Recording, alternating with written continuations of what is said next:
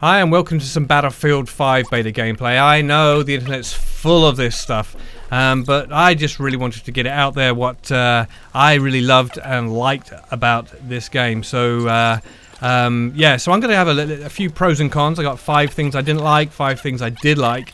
I just sped up this first section literally because I just wanted to show you the thing I really enjoy spawning from that side of the map is rushing to D and building those fortifications. Fortifications I will talk about as a pro. I think they are absolutely brilliant in this game. I love the fact that you can lock down an area by building fortifications. But let's first look at the bad things. First off, my biggest gripe is the ammo count when you spawn in. You spawn in with, I think, just 2 clips.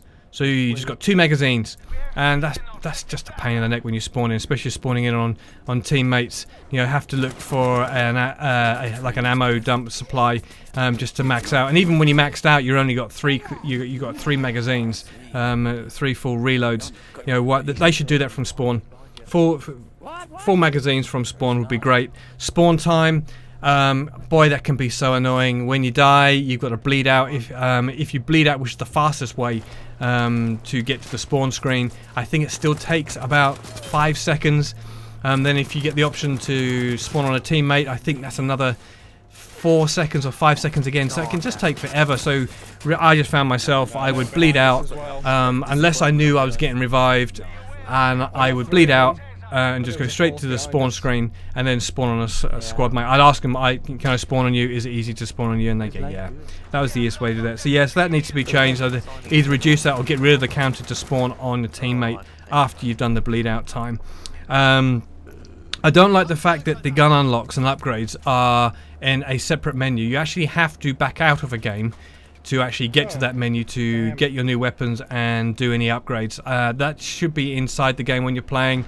You know, I just hate the fact that you're working on towards a certain gun. You know you've unlocked it, but you still can't get to it unless you back out of a game. And who wants to back out of a game? You know, mid-session if you're gaming with your mates and stuff, just to get hold of a gun.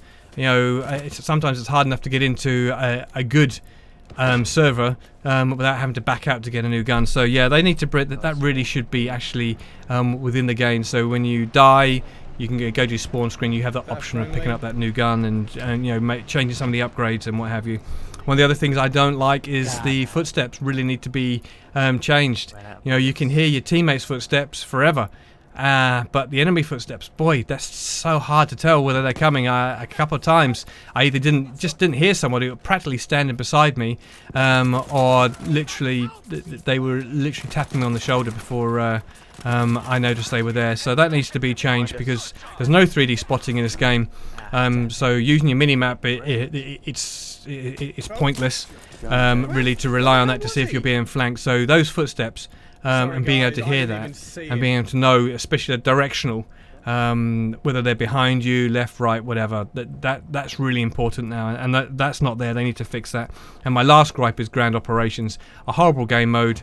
When you get the bomb, which you're meant to use to blow up a gun emplacement, as soon as you pick up the bomb, it's like 3D spotting on steroids. You're on the map the whole time.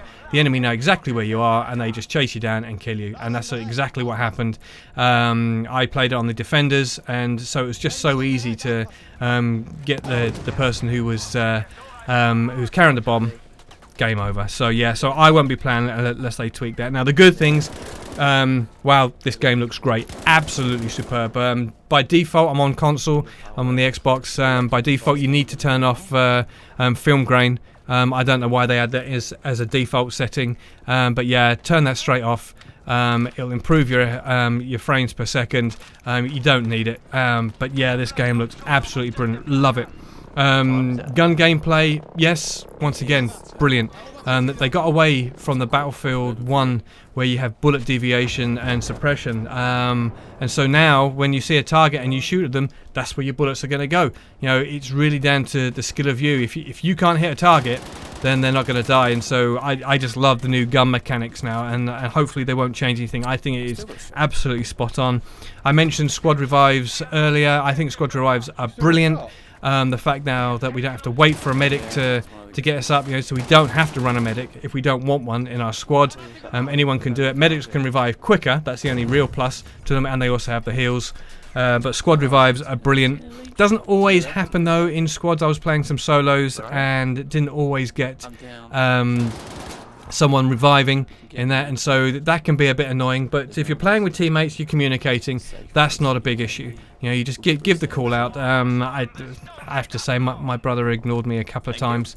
I'm giving him shout outs where the enemy are, and he's killing them and then just leaving me to rot.